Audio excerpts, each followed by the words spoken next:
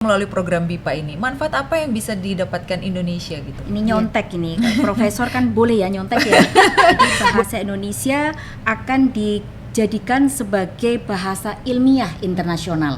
Kali pertama mengenal bahasa Indonesia itu untuk level 1, 2 itu tidak ada placement testnya. Dan BIPA itu selesai dalam 14 kali pertemuan di luar dari final testnya.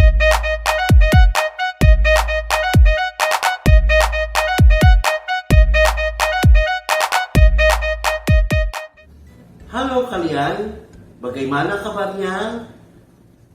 Semuanya sehat? Semuanya hebat? Nah, sebelum saya mulai, saya akan memperkenalkan dulu. Nama saya Alex, saya dari KPT, dan saya seorang guru bahasa Inggris. Hari ini, saya akan memberikan cerita yang menarik. Ya, tahu nggak apa ceritanya? Kalau teman-teman siap, saya akan mulai ceritanya yang berjudul Halo para sahabat, selamat datang kembali di podcast Indonesia in Manila bersama saya Mila Tarigan. Podcast ini ditujukan untuk membahas mengenai persahabatan antara Indonesia dan Filipina. Video yang baru saja kita saksikan tadi adalah salah satu contoh persahabatan antara Indonesia dan Filipina, yaitu program Bahasa Indonesia bagi para penutur asing. Nah, kali ini di podcast saat ini kita telah kedatangan seorang tamu spesial yang tentunya akan membahas lebih dalam mengenai program BIPA, yaitu Bahasa Indonesia bagi para penutur asing. Selamat datang Ibu Profesor Aisyah Endah Palupi. Selamat sore Mbak Mila. Apa kabarnya Bu? Alhamdulillah sehat. Ya. Bu Prof ini adalah Atase Pendidikan dan Kebudayaan KBRI Manila ya Bu? Iya. Ya Bu, ini kita mau bahas sore ini nih Bu mengenai program BIPA. Sudah berapa lama program BIPA ini berlangsung Bu? Untuk program BIPA di KBRI Manila sebenarnya sudah lama, sejak tahun 2013. Yang diajar waktu itu oleh Pak Kristanto. Beliau adalah pengajar bahasa Indonesia yang tinggal di Manila. Namun pada tahun 2016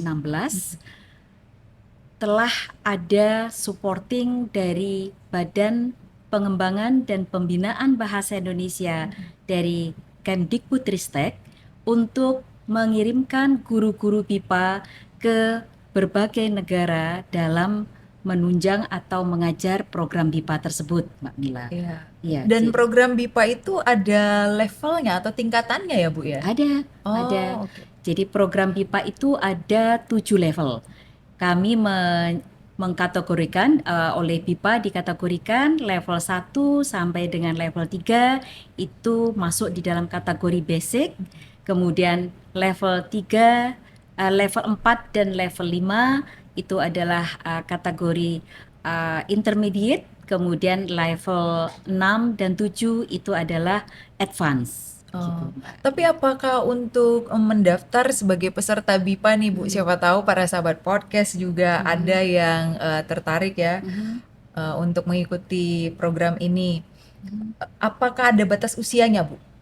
Tidak ada, Mbak. Tidak ada ya? Tidak ada. Jadi program BIPA khususnya untuk warga asing ya, memang ada penutur asing itu tidak ada batas usia, namun mereka rata-rata adalah untuk kepentingan sekolah, untuk kepentingan kuliah begitu, tetapi tidak menutup kemungkinan ada ibu rumah tangga yang sudah lanjut usia juga ada yang ikut di dalam kelas umum kita.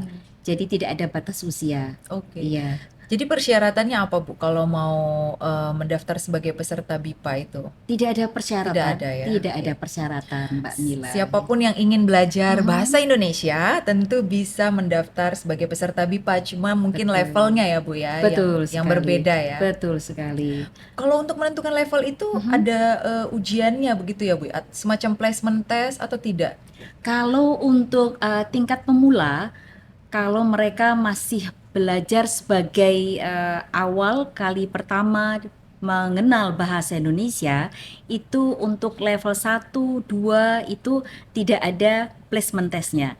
Tetapi kalau yang bersangkutan, para peserta BIPA yang merasa sudah memiliki bekal bahasa Indonesia sebelumnya dan ingin masuk ke level 4, level 5, 6 atau bahkan 7, maka itu ada placement testnya untuk bisa mengetahui secara detail apakah memang sudah sesuai dengan level yang akan diinginkan tersebut, Pak Mila.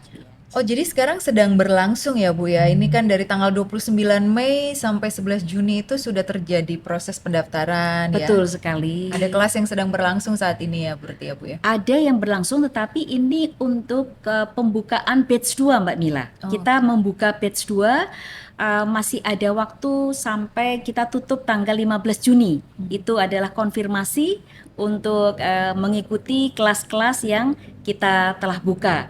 Jadi kita akan mulai untuk pertemuan pertama itu tanggal 17 Juni. Ya. Satu kelas ada berapa orang ya, Bu? Kalau untuk yang level 1 sampai level 3 kami persyaratkan minimal adalah 20, Mbak. Iya. Namun kalau untuk yang level 3 dan 4 itu bisa 10 peserta atau pembelajar begitu.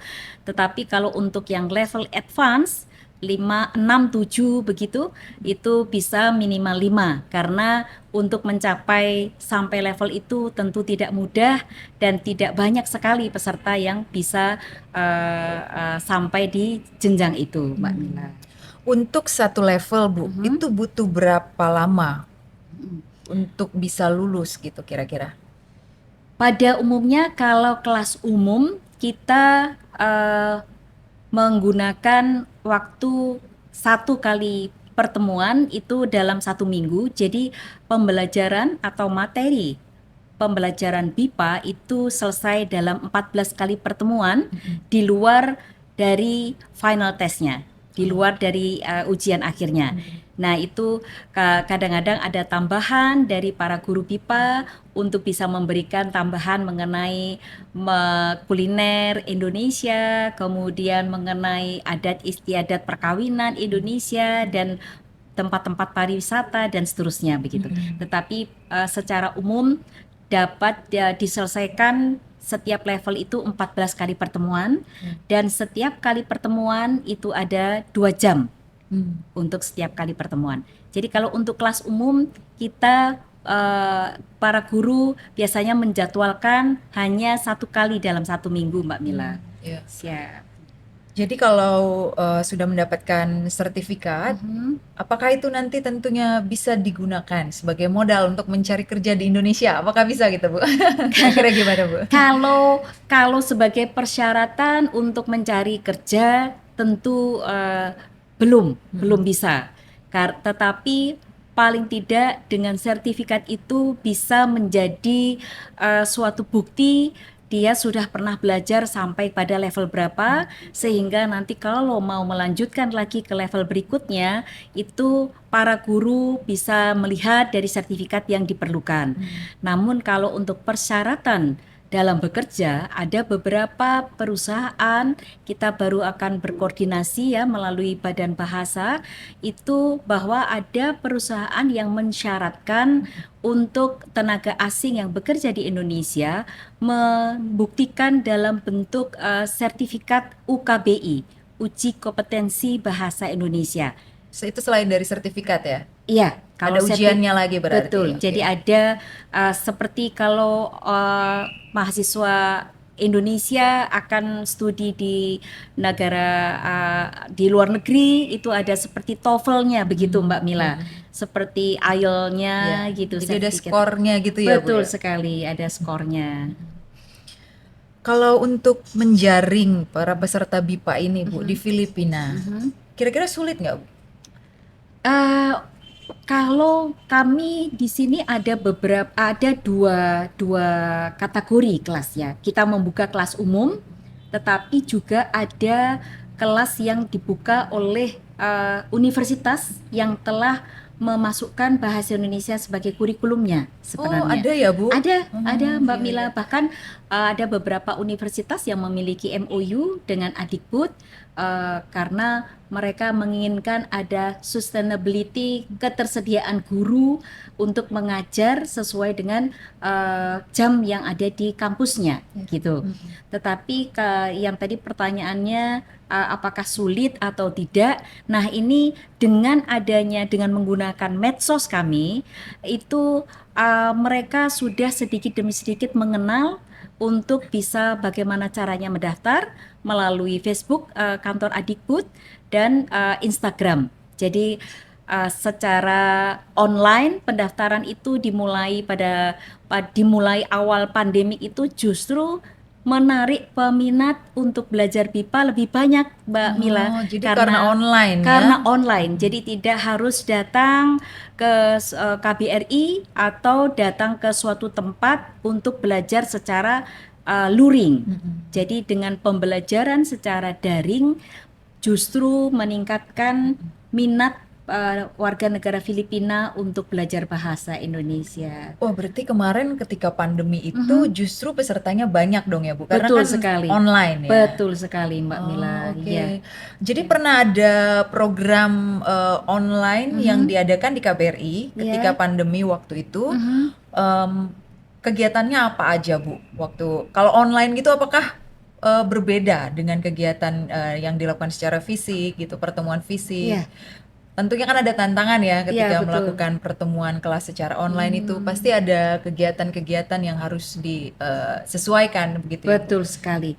Seperti ini ya kegiatannya ya, Bu ya? Betul sekali. Ini pada saat kami melakukan mengadakan lomba BIPA tahun lalu, ya banyak peserta yang berminat, tetapi masih mengikutinya secara online. Seperti itu. Tadi ada lomba BIPA. Wah, banyak, Bu ya ini Iya. satu kelas. Kalau ini hanya ada beberapa slide ya ini ya. Ini adalah peserta yang sudah selesai di level tertentu. Jadi ini adalah untuk penyerahan sertifikat yang sudah menyelesaikan di level 1, di level 2 dalam satu kelas gitu. Ini ada beberapa slide gitu. Jadi Oke. kita kadang-kadang untuk memberikan sertifikat digabung dari beberapa kelas.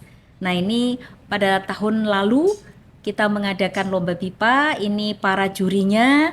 Lomba apa itu, Bu? Lomba ada 3 jenis Mbak Mila, ada lomba menyanyi, ada lomba bercerita dan juga storytelling. Lomba ya. Oh, contohnya yang lomba tadi ya? berpidato. Storytelling kan sama dengan bercerita ya. Iya, Dan pidato berpidato, ya, ya ada Tadi yang 3. kita tonton di video yang awal itu ada salah satu peserta lomba ini ya, Bu ya? Betul sekali. Ah. Iya, salah satu lomba Itu peserta. kalau kita nggak tahu mungkin dikira orang Indonesia ya, Bu. Iya, Karena wajahnya sangat Indonesia dan bahasa Indonesianya sudah sangat lancar. betul sekali. Iya, Mbak wah Mila. salut sekali. Ya. Masih ingat, Bu, kira-kira beliau itu di level berapa atau sudah berapa lama ya mengikuti program BIPA? Bisa selancar itu bisa menghabiskan waktu berapa lama, Bu, di kelas? Kalau kami selalu membuat pendaftaran ya untuk peserta lomba itu mereka rata-rata setelah menang begitu kebetulan tadi pesertanya tuh menang itu rata-rata untuk level 3, level 4 itu sudah bisa Mbak Mila sudah Bercerita bisa ya? bercerita Wow. selancar itu walaupun masih ada dibantu dengan membaca teks seperti itu dan mereka apabila mau mengikuti lomba itu banyak sekali dibimbing oleh para gurunya ya para gurunya juga bisa memberikan alternatif untuk lomba apa yang cocok untuk diikuti. Wow. Jadi minatnya sendiri sebenarnya cukup banyak ya, cukup tinggi ya di Filipina ini ya untuk belajar bahasa Indonesia. Bu Upi, saya manggilnya Bu Upi ya. Jadi panggilan akrabnya Bu Upi nih. Iya. Bu Upi ini kan Indonesia memberikan bantuan ya, bisa dibilang bantuan melalui program bahasa Indonesia ini bagi para penutur asing ya. Kalau manfaat yang dirasakan oleh para peserta tentunya banyak sekali gitu. Tapi apakah ada manfaat yang dapat diperoleh Indonesia dengan memberikan bantuan ini, Bu? Ya, Ya, khususnya melalui program BIPA ini. Manfaat apa yang bisa didapatkan Indonesia gitu? ya. Istilahnya dengan program BIPA ini keuntungan apa Ya. bagi Indonesia begitu. Nah, ini kalau ditarik mundur sedikit untuk memperkenalkan bahasa Indonesia di negara akreditasi itu merupakan salah satu tugas pokok dan fungsi atas pendidikan dan kebudayaan. Melalui bahasa itu adalah soft diplomasi untuk lebih menjaring banyak sekali warga negara asing yang belajar untuk bahasa Indonesia. Jadi dengan soft diplomasi bisa macam-macam ya Mbak ya. Ada yang dalam bentuk budaya gitu, jadi mengenalkan budaya Indonesia, ada mengenalkan bahasa, dan juga ada pemberian beasiswa baik dari kementerian atau dari beberapa perguruan tinggi yang ada di Indonesia. Ya, hal itulah yang menjadikan Indonesia menjadi istilahnya care dengan warga negara asing untuk bisa mendalami baik itu dari bahasa, dari budaya, dan kemudian dari bantuan pendidikan dan seterusnya begitu Mbak Mila. Jadi itu salah satu keuntungan yang diharapkan dari pemerintah Indonesia melalui dari kementerian itu. Selain tentu saja ada wacana ke depan gitu. Kebetulan saya merupakan anggota FDGPI, Forum Dewan Guru Besar Indonesia, yang saya masih ingat tahun 2019 bulan November itu mengadakan pertemuan dengan mengundang beberapa pakar bahasa di beberapa negara ASEAN untuk melakukan kesepakatan sampai akan dikeluar deklarasi Mbak. Jadi bahasa Indonesia akan dijadikan sebagai bahasa ilmiah internasional. Ini saya melihat catatan. Ini nyontek ini. Profesor kan boleh ya nyontek ya. Boleh dong. Nah, jadi deklarasi itu untuk menunjukkan bahwa akan ada wacana ke depan menjadikan bahasa Indonesia sebagai bahasa ilmiah internasional, dengan harapan kalau nanti ada seminar internasional, mereka paparannya itu dengan menggunakan bahasa Indonesia, terutama di negara-negara ASEAN. Hal itu karena ada indikasi bahasa Indonesia merupakan bahasa yang mudah dimengerti dan menjadi banyak peminatnya, terutama untuk di negara-negara ASEAN gitu Mbak Mila. Memang selain itu juga mungkin para alumninya nantinya itu akan bisa menjadi agen atau duta ya, Betul duta sekali. promosi Indonesia ya Bu ya. Betul sekali. Setelah mereka belajar bahasa Indonesia, mereka mempromosikan bahasa Indonesia dan budaya Indonesia gitu ya. Bahkan bisa menjadi duta pariwisata Indonesia juga ya Bu ya. Tepat sekali. Sampai saat ini udah berapa jumlah alumni dari program BIPA ini Bu? Kalau untuk kita lihat sejak awal itu sekitar 2.000 alumni. Wow, Ya, banyak 2.000 sekali. alumni itu yang kami pantau dari kelas umum. Tetapi kalau untuk yang universitas, tentu saja hal itu merupakan suatu mata kuliah ya atau unit yang memang masuk. Contohnya misalnya De La Salle, De La Salle di LSU itu bahasa Indonesia masuk di dalam di prodi atau program studi Southeast Asian Studies Program, sehingga di situ dapat diidentifikasikan peminat untuk belajar bahasa Indonesia lebih banyak dibandingkan dengan bahasa asing yang lainnya yang mereka bukakan gitu. Jadi hal itu tentu tidak terhitung ya karena sesuai dengan jumlah mahasiswanya. Jadi kalau yang 2.000 itu kita menghitung sejak awal kita adakan secara online 2016 hingga saat ini yang terpantau kurang lebih sampai tahun lalu ya Mbak, tahun 2022 itu sekitar 2.000. Ya. Nah, kalau ada para sahabat podcast yang ingin mendaftar Bu, gimana nih caranya nih Bu? Mudah sekali. Oh, mudah sekali ya. Ya. Tapi yang orang Filipina ya. Ya. para Mudah penutur sekali, asing ya. betul sekali. Jadi kami memang tidak jemu-jemunya untuk mempromosikan medsos kita, Instagram maupun Facebook. Apabila kita ada kunjungan ke kampus, ke sekolah-sekolah, ke acara-acara untuk menjadi follower begitu, karena melalui medsos itu gitu, adik-adik bisa melihat ya. Nanti dicantumin di sini. Dicantumkan di bawah sini, itu bisa memberikan penjelasan secara detail bagaimana caranya mendaftar untuk masuk ke BIPA. Persyaratannya ya, tadi persyaratannya tentu saja berbekal pada bahasa Indonesia yang sudah dipelajari, mau masuk ke level berapa, kemudian ikut yang kelas umum, yang memilih hari apa dan seterusnya begitu, Mbak. Iya. Mungkin ini pertanyaan saya yang terakhir, Bu. Siap.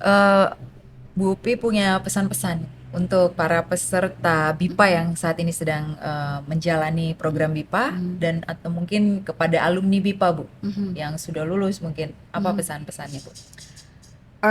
Khususnya pada alumni atau yang akan belajar bahasa Indonesia. Jadi bahasa Indonesia sejauh yang saya tahu tidak sedikit kata yang sama dengan bahasa Tagalog dan mudah dimengerti. Untuk lebih mengetahui atau lebih mahir berbahasa Indonesia, senantiasa diikuti sampai ke level yang lebih tinggi.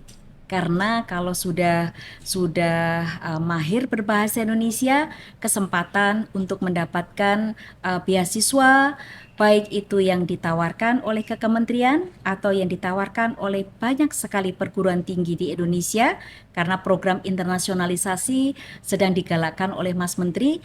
Hal itu akan mempermudah dalam mengikuti atau langsung tune in apabila melakukan kegiatan atau kuliah di Indonesia. Contohnya seperti program beasiswa KNB, Kemitraan Negara Berkembang, kemudian Dharma Siswa, dan banyak sekali penawaran dari beberapa universitas.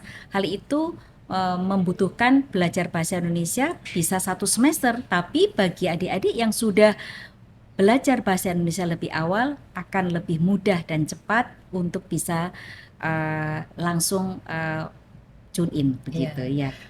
Baik, Bu Prof, terima kasih banyak untuk bincang-bincang Sama-sama. sore hari ini yang jelas-jelas sangat bermanfaat, Bu. Ya, jadi bagi Semoga. Amin. Bagi para sahabat podcast ya yang ingin mengikuti program BIPA ini, boleh di-share juga ke teman-temannya, rekan-rekannya bahwa kita mengadakan program BIPA Bahasa Indonesia bagi para penutur asing supaya kita bersama-sama mempromosikan bahasa dan budaya Indonesia. Terima kasih sudah menyaksikan podcast kali ini. Kita akan berjumpa kembali pada podcast-podcast lainnya. Untuk itu jangan lupa pantau terus YouTube channel kita KBRI Manila TV dan like, share, subscribe dan komen. Sampai jumpa.